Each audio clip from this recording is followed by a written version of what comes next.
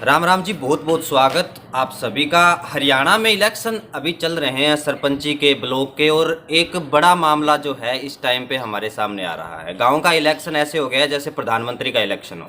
सरपंची के इलेक्शन में अब की बार जीतने में जोर आता है, क्योंकि पढ़े लिखे युवा जो है वो सरपंची में खड़े हो गए और लोगों का रुझान भी यही है। लोग यही चाहते हैं कि पढ़े लिखे युवा जो है वो आगे आए, समाज में जो भी कमियां हैं उनको दूर करे। तो हमारे साथ एक पढ़ी लिखी युवा है, पूजा रानी, जो खड़ी हुई है। वो अपने बारे में बता देंगी, अपनी एजुकेशन के बारे में। हमने सुना है कि ये चंडीगढ़ से पढ़ाई छोड़ के स्पेशल आई है इसीलिए कि समाज सेवा करनी है। नमस्कार जी। नमस्कार जी। पूजा जी, अपने बारे में थोड़ा सा जो है बता दो लोगों को, हमारे दर्शकों को, कि चंडीगढ़ से आपने पढ़ाई करी है, कहाँ तक आप पढ़ी लिखी है? गुड मॉर्निंग, मेरा नाम पूजा रानी है। मैं गांव दहमांस की वासी हूँ। मैंने अपनी एजुकेशन चंडीगढ़ से की है, एमएससी होम साइंस और बीएड मैंने यहाँ हिसार से की है। एमएससी बीएड, मतलब काफ़ी पढ़ी लिखी हो। हाँ जी। और आज के टाइम पे यही चीज़ चाहती है जनता जो है वो, कि भैया पढ़ी लिखी कोई लड़की लड़का कोई युवा आए। अब मेरे हाथ में ना एक लिस्ट है आपके गांव की पूरी की पूरी, ठीक है? इस पे मैं चर्चा करूंगा। गांव में जब हम लोगों ने सर्वे किया तो गांव के लोगों ने हमें बताया कि इस प्रकार की समस्या है हमारे सामने। तो सबसे पहले आप मुझे ये बताओ कि आप एमएससी बीएड हो, जब आप सरपंच बन जाती हो तो आप आगे 5 साल तक नौकरी के लिए अप्लाई नहीं कर पाओगे। हाँ जी सर, तो बिल्कुल सही कहा आपने कि एजुकेशन का मतलब यही नहीं है कि हमें जॉब ही करनी है। एजुकेशन का मतलब है कि हम गांव में अगर रह रहे हैं तो गांव के विकास के लिए भी हम कुछ कार्य करें, समाज सेवा हम करें। तो एजुकेशन का मतलब ये नहीं है कि हम सिर्फ जॉब ही करें, मतलब समाज सेवा करनी है। हाँ जी। गांव में कितने टाइम तक रही हो आप? गाँव में मैं रही नहीं हूँ इतना, मैं 12-13 साल से बाहर ही रही हूँ। अच्छा, मतलब समस्याओं का कैसे पता लगा आपको कि गांव में इस प्रकार की समस्या है? समस्या मैंने गांव में सर्वे किया है अभी इलेक्शन के टाइम पे भी, और उससे पहले भी। जैसे गांव में मतलब डेली आना जाना हमारा लगा रहता है, घर वालों ने बताया होगा। हाँ जी। तो मैंने सर्वे भी किया, उससे पता चला कि बहुत सारी समस्याओं का सामना यहाँ पे गाँव वालों को करना पड़ रहा है। तो पढ़ाई लिखाई छोड़ के अभी आप आ गए कि भैया अब समाज सेवा करेंगे? हाँ जी सर, बिल्कुल। ठीक है, अभी मैं जो लिस्ट है वो बता देता हूँ कि आपके गांव में कई प्रकार की समस्याएं हैं। एक तो जोहड़ की समस्या है। हाँ जी सर। तो जोहड़ के अंदर जैसे सुनने को मिला कि पिछले 20-22 सालों से लगभग सफाई भी नहीं हुई है। हाँ जी सर। तो इस पे आप क्या करोगे? सर इस पे ये है कि खुदाई का आपको पता है कि मतलब जब मैं 2nd क्लास में थी तब यहाँ खुदाई हुई थी। उसके बाद से ना मैंने सुना है ना मैंने देखा कि यहाँ पे कोई खुदाई हुई है, सफाई हुई है। उसकी वजह से जैसे 2 साल से यहाँ बरसात बहुत हुई है, पानी बिल्कुल भरा हुआ था गांव में। मतलब 4-4, 5-5 फीट तक हमने यहाँ पे बांध लगाए हैं ताकि घरों में हमारे अंदर पानी न जाए। तो उससे लोगों को बहुत सारी समस्याएं हुई हैं। तो उसके लिए क्या करेंगे हम, जो पानी की निकासी हम करवाएंगे, पानी को ट्यूबवेल से निकलवा के हम इसमें रजबाए में पानी को निकलवाएंगे। ठीक है सर, आप इस साइड आ जाओ, थोड़ा सा आपसे भी जान लेंगे क्योंकि आप पुराने हो इस गांव में, आपको सारी समस्याओं का पता है। तो जोहड़ आपके गांव में कितने जोहड़ है? जोहड़ तो मेरे गांव में 3-4 है। अच्छा। मेन ज़्यादा जो इस टाइम में खतरा है गांव के अंदर पानी की समस्या, मेन 2 जोड़ है। एक तो बाबा समाधि वाले के सामने जोड़ है और एक कुंड बोला जाता है। ये कम से कम 20-22 साल पहले की खुदाई थी। उसके बाद ना कोई खुदाई, ना ही किसी सरपंच ने इसकी तरफ ध्यान दिया। और पानी जितना गांव का सारा गंदा पानी यहीं में इकट्ठा हो जाता है। बरसात होती है थोड़ी भी ओवरफ्लो हो जाता है। ओवरफ्लो होने से मतलब आबादी के अंदर पानी बढ़ जाता है और खेतों के अंदर भी पानी बढ़ जाता है। तो ये बड़ी समस्या है हमारे गाँव की। और हमने ये अभियान चला रखा है कि मतलब इसका एस्टिमेट भी बनवा रखा है सरकार से इलेक्शन पहले, इन दोनों जोड़ों का परमानेंट पानी का समाधान किया जाए। बाहर निकासी, कोई ड्रेन वगैरह या अंडरग्राउंड कोई पाइपलाइन दबा के इसको नहर में डाला जाए या रजबाई में जो। और यहाँ परमानेंट को मोटर वगैरह लगाई जाए, परमानेंट पंप सेट। जब भी कोई समस्या हो, कोई किसी भी मौसम में बरसात हो, तो जल्द से जल्द इस पानी को बाहर निकालते हैं। मेरे गांव में मेन समस्या है। ठीक है। 2 साल से इतना बुरा हाल कि हर घर में दरारें आई हुई हैं, हर घर के फर्श फटे हुए हैं, सब घर ऊंचे नीचे हुए हैं। आप पूरे गांव में सर्वे करो, कितना बुरा हाल है, कितने तंग हो गए। एक दो चीज़ें और जानूँ सर। एक आपके कॉलोनी है इंदिरा कॉलोनी, जहाँ पे मेरे ख्याल से SC-ST के लोग रहते हैं, और मैंने देखी है कि वहाँ की गलियाँ बहुत ज़्यादा गंदी है। ठीक है, जहाँ पे पानी की निकासी की व्यवस्था नहीं है, मच्छर मक्खियाँ, जिसके कारण बीमारियाँ फैल रही है। उस पर क्या करोगे पूजा? उसका यही है कि पहले तो जो गंदगी है उसको साफ़ करवाया जाए, गलियाँ हैं जो उनको पक्की करवाया जाए, क्योंकि वहाँ इतनी गंदगी है वहाँ पे कि यात्री जो है वो पैदल भी नहीं जा सकते वहाँ पे। मतलब व्हीकल तो वहाँ पे जा ही नहीं सकता है। तो वहाँ की साफ़ सफाई करवाना बहुत ज़रूरी है। तो पहले वाले सरपंच ने इस पर ध्यान नहीं दिया? पहले उन्होंने नहीं दिया, उससे पहले नहीं दिया। अब तक जब भी संविधान में पंचायत इलेक्शन होने लगे, संविधान बढ़ने के बाद ही दिया जो बने है। फर्स्ट में जो 1-2 सरपंच में तो हमारे तो देखो पहले मंडी थे, उसके अंदर बच्चे थे। उसके बाद 40 साल तो मैंने किसी भी सरपंच ने गांव के बारे में कुछ नहीं ली। सिर्फ माल कमाना और खा जाना गाँव का पैसा। आज भी समस्या है, आप शमशान घाट में जाके देखो, अभी दीवार निकाली है वो कागजों में मतलब पूरी कंप्लीट भी दिखा के उसका ऑटोमेटिक भगवान की दया से कहाँ से पास करवाई गई पता नहीं। वो अधिकारी भी और वो सरपंच भी पहले और वो ठेकेदार भी ग्राम सेवक वगैरह के साथ मिलकर कर देते हैं सारा, मिलकर कर देते हैं। ये हमने पूरी RTI भी लगाई हुई है मैंने, और ब्लॉग में वीडियो साहब को दे के आया था कि इसकी इंक्वायरी कंप्लीट कैसे कर दी इसको। दीवार हालांकि आप मौके पर जाते अभी भी अधूरी पड़ी है और उसको कागजों कंप्लीट तो दिखाया है पहले वाली पंचायत। आज तक किसी भी सरपंच ने गाँव की सुध ली, सिर्फ सरपंच बन जाओ और माल कमाओ, जनता को लूटो, सिर्फ यही नहीं तरीके। हमने पहली बार देखेगा आप गांव के अंदर गलियां अंदर जाके तो कितना बुरा हाल करिए होगा। हमारा पहला ही एजेंडा ये होगा गांव में गलियां बनाना, गांव में पानी की सुविधा करना, लाइट का हर चौक जो मान वहाँ पर सोलर लाइट वगैरह लगवाना, हमारा सबसे पहले एजेंडा ये है। और एक अपनी बार खास बात है कि हमने सिर्फ गाँव की राजनीति 2 ही घरों के इर्द घूमती थी, वोटर बेचारा बंधा हुआ था, दबा हुआ था। अब की बार आप सर्वे करो 10 कैंडिडेट पहली बार इतिहास में दमन गाँव को पहली बार इतिहास हुआ है कि 10 कैंडिडेट है। नहीं तो बेचारे 2 ही घरों के वोटर दबे हुआ था और दबाव से उनको वोट डाले जाते हैं। अब की बार 10 कैंडिडेट है, यानी कि वोटर को हमने आज़ादी दिलवाई पहली बार, ऐसा आपको देखने को मिला। और देखना तो मिला कि 3 से ज़्यादा कभी खड़े नहीं होते थे, अब की बार बस तीसरा बेचारा वो डमी होता था, मेन तो 2 ही होते थे। पहली बार 10 कैंडिडेट्स और 10 डटे हुए मैदान के अंदर। मेरे को बड़ी खुशी की बात की, जनता तो फैसला करेगी, मैं बनूँ पूजा मतलब एक तरफा हवा नहीं बनेगी, मतलब ही जनता फैसला करेगी। अब की बार पहली बार होगा दमन गाँव में कि जनता अपना सरपंच चुनेगी। ठीक है। पूजा एक चीज़ और बताओ, पढ़ी लिखी हो आप और एजुकेशन का मतलब भी समझती हो, आपके गांव में लाइब्रेरी भी है एक, जिसमें मेरे ख्याल से 70 से 80 बच्चों की कैपेसिटी है, लेकिन बच्चे तो गांव में और बहुत सारे हैं, तो दूसरी लाइब्रेरी का कुछ सोचा है कि एक और लाइब्रेरी बनाए या उसको ही एक्सटेंड करवाएं? नहीं सर, दोनों ही जरूरी चीज़ें हैं। जो लाइब्रेरी ऑलरेडी है वहाँ पे अम्बेडकर जी के नाम से, हाँ जी, भीमराव अम्बेडकर जी के नाम से खुद के नाम खुद के लेवल पर ही बनाई उन्होंने, हाँ जी। तो वहाँ पे है, लेकिन डेवलपमेंट नहीं हो पा रही है उसकी। सीटिंग कैपेसिटी जैसे आपने बताई 70 to 80% की है वहाँ पे स्टूडेंट्स की, लेकिन उसको डेवलपमेंट की बहुत ज़रूरत है। सीटिंग अरेंजमेंट वहाँ होना चाहिए, उसकी रेनोवेशन की भी ज़रूरत है, एरिया भी हमें वहाँ बढ़ाना चाहिए। उसके साथ साथ जैसे गांव में सिर्फ एक साइड है, वो एक ही लाइब्रेरी है, तो हमें दूसरे लोगों के लिए भी एक और नई लाइब्रेरी की यहाँ पे ज़रूरत है। एक बस स्टैंड की बताएं आप हमें कि बस स्टैंड जो है उसमें भी सुधार की ज़रूरत है, ठीक है, तो बस स्टैंड पे किस प्रकार का काम करवाओगे?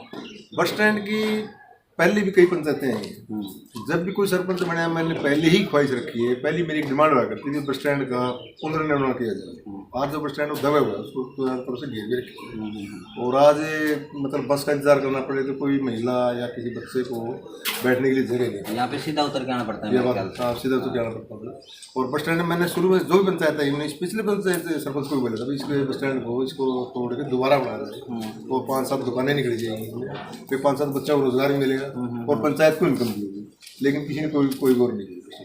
पहला काम बस स्टैंड और पानी की निकासी, और बाबा समाधि वाले की जो समाधि है वहाँ कम से कम भी 1000 किलोमीटर से गाँव का जो भी बसंदा वो आता है, जो दुआइश का जो प्रोग्राम होता है हमारे गाँव में, माँ की दुआ का, लेकिन उन लोग तो आज तो वहाँ खड़े होने के लिए जगह नहीं है, जो श्रद्धालु जो आते हैं उनको खड़े होने के लिए जगह नहीं है। पहला काम होगा समाधि के आगे कम से कम भी 1 एकड़ के अंदर वे लोगों को खड़े होने की, वो गाड़ी की पार्किंग की, या जिस तरह जूते वगैरह निकालते हैं वो बेचारे एक ढेर लग जाते हैं, मतलब कोई सुविधा नहीं की। और वैसे सारा काम सबसे ज़्यादा मानता है हमारे वो बात मध्य प्रदेश, ये सुधार करना प्राथमिकता होगी। और गलियों की जहाँ तक बात है इंदिरा कॉलोनी, वहाँ ये नहीं जिस तरह मेरा परिवार इस गली में जाओ, एक परिवार के लोग रहते हैं, एक समझाए उधर जाओ राव साहब रहते हैं, लेकिन इंदिरा कॉलोनी में 36 से अधिक लोग हैं, और कम से कम 15-20 साल पहले कटी हुई कॉलोनी हो और 10 साल पहले होती है। आज आप जाके देखोगे गली नहीं बनी एक भी, लोग घर से बाहर पाँव नहीं रखते। मेरा दिल तो बल्कि ये करता है गांव सरपंच हमारे को बनाए ना बनाएगा, और ना ही बनाएगा तो बनाएगा, उनकी बात लोग सुनेंगे कि सबसे पहले इंदिरा कॉलोनी का सुधार बिल्कुल सुन। वहाँ 36 से अधिक लोग रहते हैं, किसी एक समुदाय के लोग नहीं। स्कूल की कैसी व्यवस्था है आपके? स्कूल की इतनी है टीचर वगैरह पूरे हैं, क्योंकि थोड़े टाइम पहले स्टाफ एक दो चीज़ें देखी है, यहाँ पर स्टाफ नहीं है, और अंदर वॉशरूम टॉयलेट मतलब सेपरेट नहीं है किसी का भी, एक उसी में टीचर है, उसी में वो कहीं लोग की वो नहीं है कि कोई लोग करके अंदर चला जाए। इस पर क्या करोगे? तो इस पर ये है कि मैं हाई लेवल पर बात करूँगी वहाँ पर कि यहाँ पे वॉशरूम अलग अलग बनवाया जाए, गर्ल्स के लिए अलग, बॉयज़ के लिए अलग और स्टाफ के लिए अलग, और वहाँ पे प्रॉपर उसकी लाइट वगैरह भी वहाँ पे प्रॉपर हो वॉशरूम वगैरह। सर कितनी आबादी है आपके गाँव की? मेरे गांव की आबादी तो है लगभग 6-7 हज़ार, मतलब 3300 कुछ वोट है। और इतने मतलब पशु भी रखते होंगे लोग? हाँ बहुत ज़्यादा पसंद बहुत ज़्यादा रखते हैं। और आपके गांव में पशु का एक भी अस्पताल है। है? एक में स्थान भी तो इस पर क्या करोगे, पूजा बताओ। तो देखो, पशु तो बिल्कुल बहुत ज़रूरी है गांव में, तो उसके बिना तो किसी का गुजारा होता ही नहीं है। एक खेती और एक पशु, तो पशु के लिए यहाँ पे अस्पताल होना बहुत ज़रूरी है, क्योंकि यहाँ है नहीं तो लोगों को किसी दूसरे गांव या दूसरे शहर में जाना पड़ता है पशुओं के लिए। तो इस पर क्या करोगी आप, क्या कदम लेंगे? तो मैं ग्राम पंचायत से बात करूँगी, ग्राम पंचायत के लोगों से बात करूँगी, और आगे उनके लिए ज़मीन पहले तो प्रोवाइड करवाना पड़ेगा कि यहाँ पे हमें ज़मीन प्रोवाइड करवाई जाए, और वहाँ पे फिर हम अस्पताल को ओपन करवाएंगे। एक दो चीज़ें और देखी पूजा, मैंने अभी थोड़े दिन पहले की घटना है कि बच्चे जो हैं वो आर्मी वगैरह की तैयारी करते हैं, अग्निवीर की तैयारी करते हैं, इस प्रकार की जो स्कीम है, या एयरफोर्स वगैरह के लिए तैयारी करते हैं, तो बच्चे क्या करते हैं, रोड पे भागते हैं, जिसके कारण एक्सीडेंट होते हैं बहुत सारे। अभी 2 दिन पहले की बात है, यहाँ पे क्या बोलते हैं, सिरसा के पास है, तो बच्चे रोड पे घूमने गए थे, पीछे से कोई ट्रक आया और कुचल के चला गया।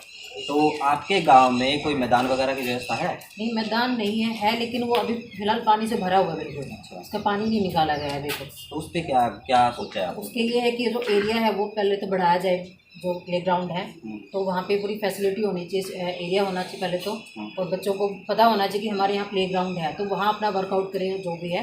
लेकिन रोड पे तो बहुत ही मतलब अनसेफ है जाने के लिए, चाहे छोटा बच्चा हो चाहे बड़ा हो, सबके लिए प्ले ग्राउंड होना बहुत जरूरी है।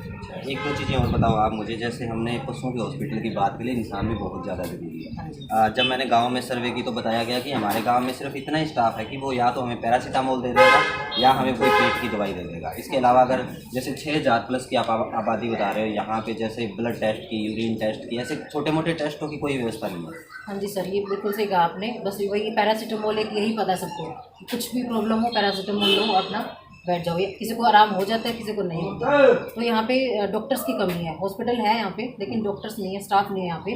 तो उसके लिए मैं बिल्कुल कदम उठाना चाहूँगी कि यहाँ पे स्टाफ अवेलेबल करवाया जाए। ठीक है, तो हमारी लिस्ट में यहाँ पर एक CHC सेंटर के बारे में आप बताओ कि उस पर क्या कुछ सोचा है? Common health centre. हाँ जी, कॉमन हेल्थ सेंटर।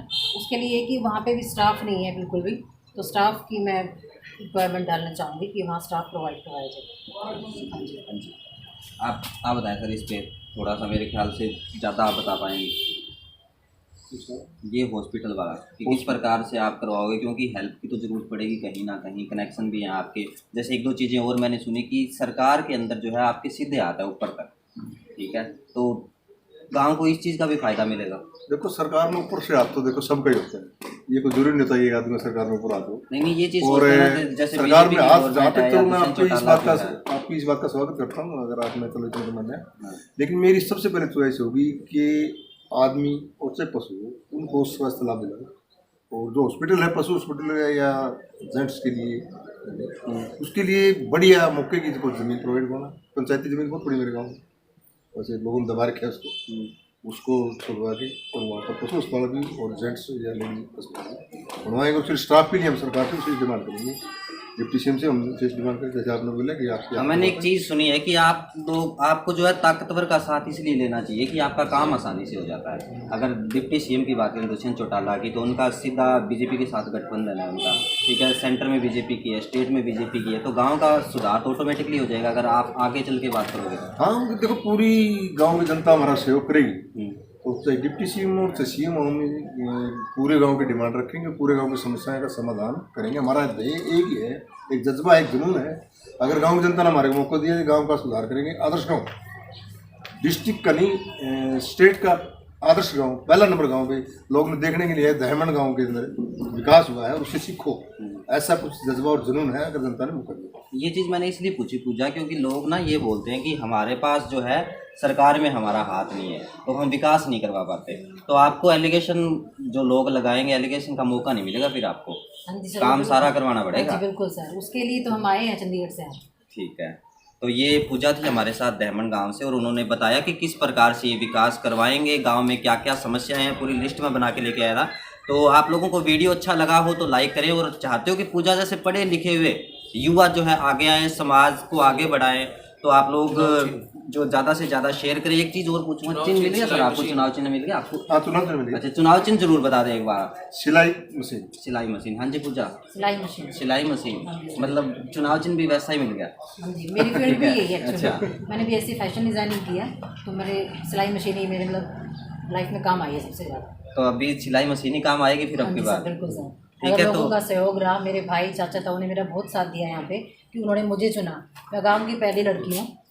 एक बार जो है आपके गांव के लोग इस वीडियो को देखेंगे तो उनसे अपील कर दो कि वो आपको वोट करें। हाँ जी नहीं तो ये बोलेंगे कि हमसे वोट तो मांगा ही नहीं, पूरा इंटरव्यू करवा लिया हाँ जी सर ने। सर, बिल्कुल सर। तो सबसे पहले तो आप सबका धन्यवाद, मेरे भाई बहनें, चाचा ताऊ, दादा दादी, पूरे गांव के लोगों का मैं आपको धन्यवाद करती हूँ कि आपने मुझे सरपंच पद के लिए उम्मीदवार चुना। और मैं आपसे अपील करती हूँ कि प्लीज़ मुझे विजयी बनाए अपना कीमती वोट देकर। धन्यवाद। हाँ जी सर, आप भी अपील कर दें। आप गांव में जो है वो लोगों से जुड़े हुए हैं, आपकी बेटी के लिए अपील करें आप। मैं पूरे गांव से अनुरोध करता हूं कि अब की बार हमारे को मौका दें। और सिलाई मशीन तो वैसे भी एक संकेत है कि पूरा समाज कुछ शरारती तत्वों ने मतलब खराब करके था, माहौल बिगाड़ रहा होता है। पूरे समाज को सील लेंगे, मतलब इकट्ठा करेंगे पूरे समाज को। इकट्ठा सिलाई मशीन का एक प्रतीक है, विजय का चिन्ह है। एक धागे में पिरोना है। एक धागे में पूरे गांव को पिरोना है। जाति पाति परिवारवाद, और जैसा मैंने बोला था कि 2 करोड़ के सारे गाँव की राजनीति मिलती, उससे आज़ादी दे रहे हैं, आज़ादी मिल गई। वोटर कैसा महसूस कर रहे हो आप गाँव में जाके? वोटर कैसा महसूस? पहली बार अगर बेचारा कोई गरीब आदमी किसी घर चला जाता उसकी इंक्वायरी हो जाती थी, बुला के तू वहाँ क्या बैठा था, वहाँ क्यों गया था, तेरे से क्या पूछा गया, तेरे से क्या गया। अब की बार कोई किसी की हिम्मत नहीं है कि किसी वोटर को ये बुला के कहते हैं भाई तू वहाँ क्यों गया था। आपकी बात हर कैंडिडेट हर वोटर हर कैंडिडेट घर में जा रहा है। कहीं जलेबी खा रहे हैं, कहीं दूध पी रहे हैं, कहीं चाय पी रहे हैं, मतलब स्वतंत्रता महसूस कर रहे हैं कि हम आज़ाद हो गए पहली बार गाँव में।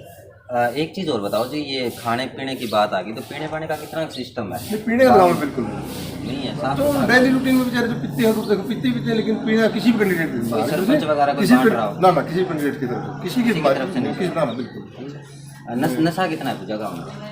नहीं, यहाँ तो बिल्कुल ये तरह नशा नहीं है, बिल्कुल भी नहीं। मैंने तो मतलब देखा नहीं आज तक। क्योंकि ये बोलते हैं ना कि हरियाणा जो है पंजाब के लगते हैं और पंजाब में नशा बहुत ज़्यादा है, तो हरियाणा में भी ज़्यादा है। नहीं, हरियाणा में होगा कहीं कहीं, बट यहाँ नहीं है, इस गांव में बिल्कुल भी नहीं। मतलब नशे की तरफ से छूट है आपके हाँ गाँव जी, में। छोड़ है बिल्कुल। तो पूजा की अगर आपको सोच अच्छी लगी हो, ये इतनी लिस्ट थी हमारे पास जिसका हर चीज़ का हमें जवाब दिया गया, तो ज़्यादा से ज़्यादा आप लोग वीडियो को शेयर करें।